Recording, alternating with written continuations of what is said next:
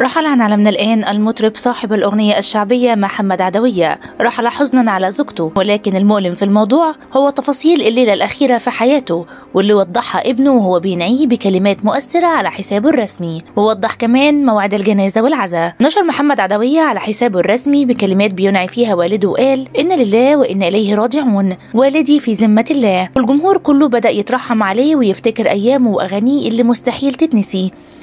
رحل أحمد عدوية عن عالمنا عن عمر يناهز 79 سنة، وده بعد صراع مع المرض.